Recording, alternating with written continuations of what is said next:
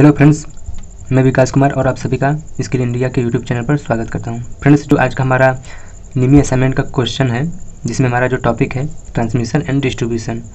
आइए हम देखते हैं कि इस टॉपिक में क्या क्या क्वेश्चन दिया हुआ है और इसे हम सॉल्व करने का कोशिश करते हैं। जो हमारा पहला क्वेश्चन है 206 नंबर का, कि वितरण प्रणाली में वितरकों के लिए सब स्टेशन को कौन सी विद्युत लाइन जोड़ी जाती है। मतलब कि जो हमारा पूछ रहा है कि डिस्ट्रीब्यूशन सिस्टम में जो सब स्टेशन और डिस्ट्रीब्यूटर के बीच कौन सा लाइन जुड़ा रहता है। तो जो हमारा सब स्टेशन और डिस्ट्रीब्यूटर के बीच जो हम जिस वायर का उपयोग करते हैं उसे हम फीडर प्रणाली बोलते हैं, यानी फीडर लाइन। यानी ऑप्शन नंबर हमारा हो जाएगा ए, यानी कि फीडर बोलते हैं। नेक्स्ट क्वेश्चन है कि IE मतलब कि इंडियन इलेक्ट्रिकल रूल के अनुसार मध्यम वोल्टेज घरेलू इंस्टॉलेशन में किन्हीं दो चालकों के बीच इंसुलेशन का प्रतिरोध क्या होना चाहिए। तो जो हमारा इंडियन इलेक्ट्रिकल रूल है उसके अनुसार जो दो चालकों का बीच जो हमारा इंसुलेशन प्रतिरोध होना चाहिए, प्रतिरोध 1 मेगा ओम से अधिक होना चाहिए। यानी जो हमारा ऑप्शन होगा बी होगा कि 1 मेगा ओम से अधिक उसका रेजिस्टेंस होना चाहिए इंसुलेशन का। Option number B. Next question है कि विविधता कारक क्या होता है, जो मतलब कि डाइवर्सिटी फैक्टर क्या होता है। तो जो हमारा डाइवर्सिटी फैक्टर होता है इसका एक परिभाषा होता है कि न्यूनतम वास्तविक भार और अधिष्ठापित भार के अनुपात को डाइवर्सिटी फैक्टर कहते हैं। मतलब कि जो हमारा जो अधिष्ठापित भार है, मतलब कि जो इंस्टॉल हमने किया है, अगर हमने 500 मेगा वोल्टेज का कोई पावर प्लांट तैयार किया है जिसमें हमारा 2 यूनिट है, उसमें से हमें 300 मेगावोल्ट ही चाहिए, तो हमारा 200 मेगावोल्ट बचा, इसी को हम डाइवर्सिटी फैक्टर बोलते हैं। मतलब कि जो हमारा न्यूनतम वास्तविक भार कितना है और जो अधिष्ठापित भार है इसी के अनुपात को हम डाइवर्सिटी फैक्टर कहते हैं। यानी ऑप्शन नंबर हमारा ए हो जाएगा कि minimum actual load upon installed load होता है। नेक्स्ट क्वेश्चन है कि घरेलू उपभोक्ता के लिए अपनाई गई AC वितरण लाइन में वोल्टेज अनुपात क्या होता है। जो हमारा डिस्ट्रीब्यूशन लाइन में होता है, जो हमारा कंज्यूमर का वोल्टेज वो हमेशा होता है 415/240 वोल्टेज। यानी ऑप्शन नंबर ए हो जाएगा। 3 फेज के लिए 415 वोल्ट और सिंगल फेज के लिए 240 वोल्ट होता है। यानी ऑप्शन नंबर हमारा ए। नेक्स्ट क्वेश्चन है कि OH मतलब कि ओवरहेड लाइनों में उपयोग किए जाने वाले इंसुलेटर का नाम क्या होता है। तो ये जो हमारा दिया हुआ है डायग्राम, ये हमारा साइकिल इंसुलेटर होता है। साइकिल इंसुलेटर का हम यूज वहाँ करते हैं जहाँ लाइन समाप्ति के लिए कोने के लिए जो खंभा होता है उस वहाँ पर हम साइकिल इंसुलेटर का उपयोग करते हैं, क्योंकि यहाँ पर हमें वायर को थोड़ा मोड़ना होता है। यानी ऑप्शन नंबर हमारा हो जाएगा डी, यानी साइकिल इंसुलेटर।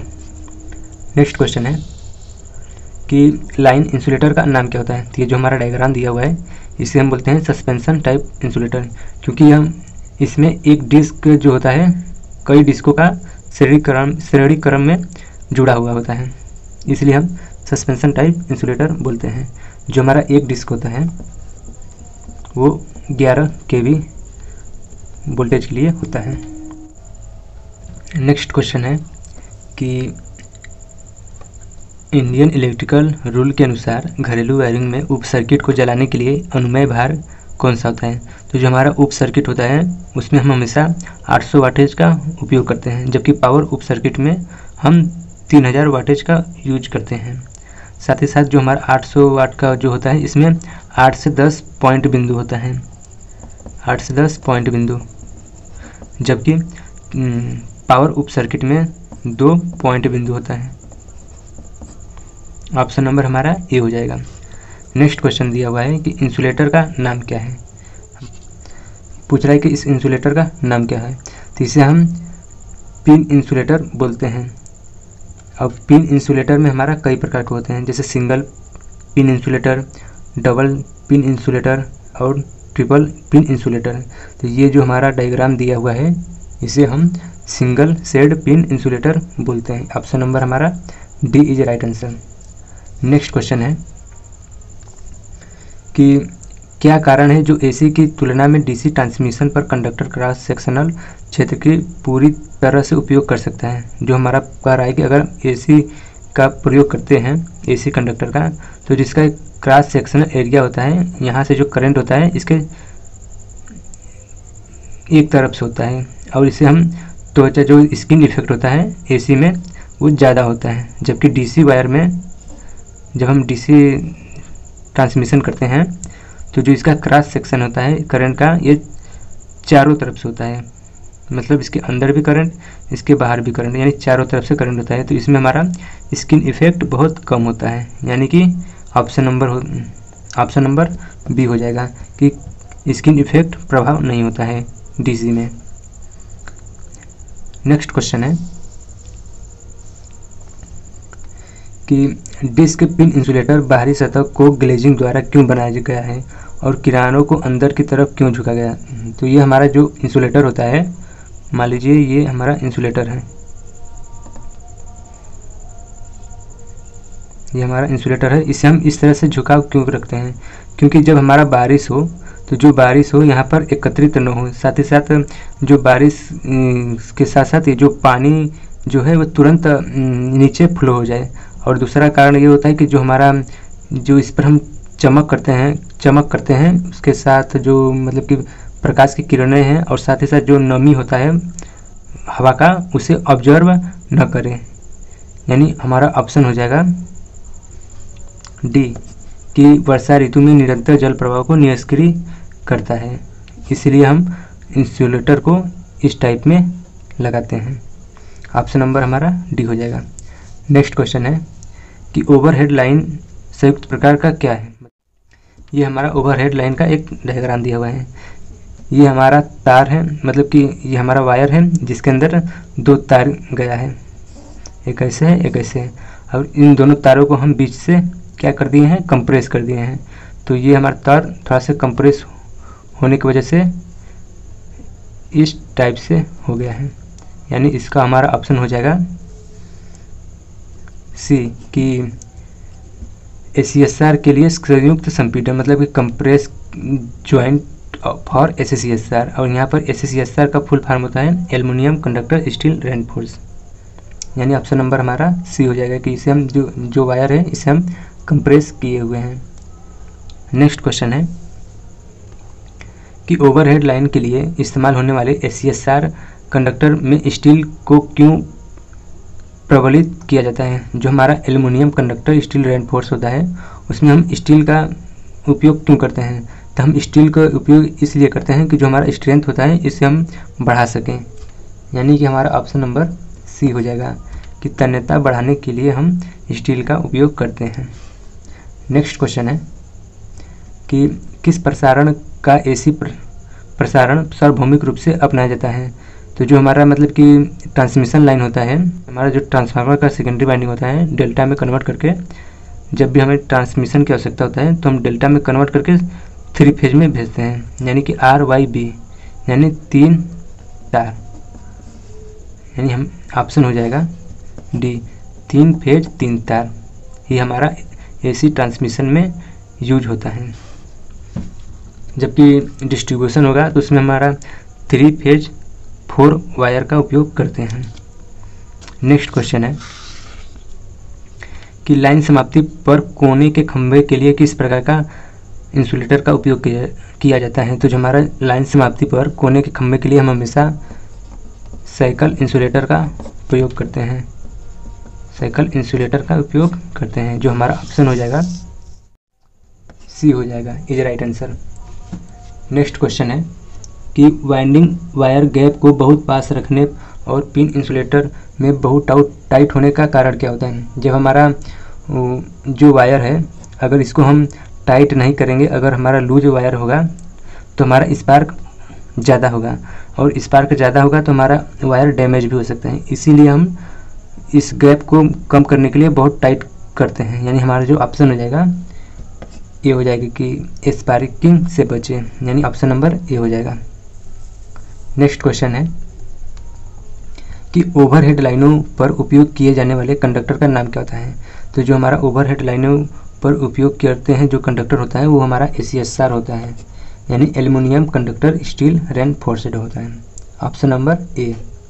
नेक्स्ट क्वेश्चन है कि विद्युत खंभे में प्रयुक्त क्रॉस आर्म का मुख्य उद्देश्य क्या होता है। यानी ये जो हमारा खंभा है इसमें हमारा क्रॉस आर्म निकला होता है।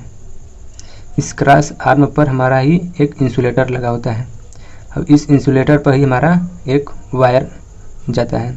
यानी कि जो हमारा क्रॉस आर्म का जो मेन कार्य है कि इंसुलेटर को पकड़े रहना, यानी कि ऑप्शन नंबर बी हो जाएगा कि ओवरहेड लाइन पर इंसुलेटर को पकड़ना, इस हमारा क्रॉस आर्म का यूज होता है, मेन उद्देश्य होता है। Option number B.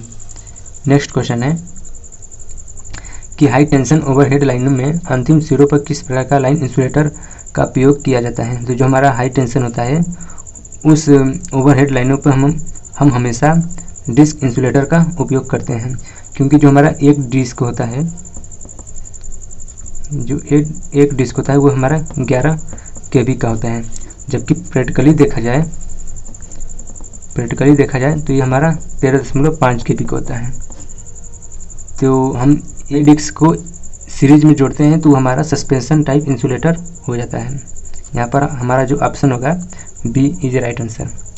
Next question है कि एसी पावर ट्रांसमिशन का क्या फ़ायदा होता है। जो हमारा एसी ट्रांसमिशन होता है हम इसलिए यूज करते हैं कि वोल्टेज को आसानी से स्टेप अप और स्टेप डाउन कर सकें, जो हमारा एसी ट्रांसमिशन होता है। यानी ऑप्शन नंबर हमारा डी हो जाएगा कि वोल्टेज को स्टेप अप किया जा सकता है और आसानी से स्टेप डाउन भी किया जा सकता है। नेक्स्ट क्वेश्चन है कि ACSR का फुल फॉर्म क्या होता है। तो ये हमारा फुल फॉर्म होता है एल्युमिनियम कंडक्टर स्टील रेनफोर्स, यानी हमारा जो ऑप्शन हो जाएगा डी हो जाएगा, aluminium conductor steel reinforce. Next question है कि OH लाइन में क्रॉस आर्म का उद्देश्य क्या होता है। तो जो ओवरहेड लाइन में क्रॉस आर्म का एक ही उद्देश्य होता है कि जो हमारा इंसुलेटर है उसे पूर्ण रूप से पकड़े रहना, यही हमारा क्रॉस आर्म का उद्देश्य होता है। यानी हमारा ऑप्शन हो जाएगा डी, इंसुलेटर पकड़े हुए कंडक्टरों को किधर से जकड़ना, यानी ऑप्शन नंबर बी हो जाएगा। नेक्स्ट क्वेश्चन है कि भूमिगत केबल की तुलना में ओवरहेड लाइन का क्या फ़ायदा होता है। जो हमारा भूमिगत केबल होता है अंडरग्राउंड केबल और जो ओवरहेड लाइन केबल होता है उसमें हमारा एक ही फ़ायदा होता है कि दोष को आसानी से पता लगाया जा सके, यानी फॉल्ट को आसानी से लोकेट किया जा सके। ऑप्शन नंबर बी हो जाएगा। जो हमारा ओवरहेड लाइन होता है उसमें हम फॉल्ट को आसानी से पता लगा सकते हैं, जबकि ग्राउंड में हम फॉल्ट को आसानी से पता नहीं लगा सकते, यही हमारा फ़ायदा होता है। नेक्स्ट क्वेश्चन है कि ट्रांसमिशन लाइन वोल्टेज को किस स्थान पर उपभोक्ता आपूर्ति वोल्टेज में लाया जा सकता है। तो जो हमारा डिस्ट्रीब्यूशन सब स्टेशन होता है वहीं पर हमारा सर्विसमैन के लिए हमारा दिया जाता है, जो हमारा ऑप्शन नंबर हो जाएगा डी हो जाएगा। यानी कि जो डिस्ट्रीब्यूशन जो हमारा ट्रांसफार्मर होता है और जो ट्रांसफार्मर से जो वायर आया रहता है फिर इसी वायर से जो कंज्यूमर लेता है अपने घर के लिए, इसी घर के लिए, तो इसको हम सर्विस मैन कहते हैं। यानी कि डिस्ट्रीब्यूशन से और कंज्यूमर के घर से जो वायर का उपयोग करते हैं उसे हम सर्विस मैन कहते हैं। ऑप्शन नंबर हमारा जो होगा डी होगा कि distribution sub station. Next question है कि यदि डिस्क इंसुलेटर क्षतिग्रस्त हो जाता है तो डिस्क इंसुलेटर की स्ट्रिंग व्यवस्था क्या होगा। यानी जो हमारा सस्पेंशन टाइप इंसुलेटर है उसमें हमारा सीरीज में कई डिस्क लगा होता है और एक डिस्क 11 kV का होता है। यदि एक डिस्क खराब हो जाएगा तो जो बाकी जो डिस्क है वो हमारा जैसा काम कर रहा था वैसे ही काम करेगा। यानी कि एक डिस्क खराब होने के स्थिति में अन्य जो डिस्क होगा वो कार्य करेगा। यानी जो हमारा ऑप्शन होगा सी होगा कि केवल क्षतिग्रस्त डिस्क कार्य नहीं करेगा और अन्य जो डिस्क है वो हमारा कार्य करेगा। नेक्स्ट है कि जोड़ों को बांधने वाले एल्युमिनियम क्रोड वाले कंडक्टर पर स्पार्किंग को कैसे रोका जा सकता है। यानी कि जब भी हमारा कंडक्टर है कहीं ना कहीं अगर लूज होगा तो स्पार्किंग ज़्यादा होगा। अगर स्पार्किंग से बचना है तो उस कंडक्टर को हम जो है ज़्यादा कसकर मतलब बांधना चाहिए। जो हमारा ऑप्शन होगा बी होगा कि बांधने वाले घुमावों को कसकर रखना चाहिए ताकि स्पार्क कम उत्पन्न हो सके। Option number B is right answer. Next question है कि ओवरहेड कंडक्टरों पर स्किन इफेक्ट का क्या प्रभाव होगा यदि कंडक्टर का जो व्यास है 1 सेंटीमीटर हो, यानी कि अगर 1 सेंटीमीटर से कम है या फिर 1 सेंटीमीटर से अधिक है तो जो हमारा स्किन इफेक्ट होगा वो बहुत ही कम होगा। यानी कि ऑप्शन नंबर हमारा ए होगा कि नगण्य हो जाता है स्किन इफेक्ट। बस दोस्तों आज के लिए इतना ही।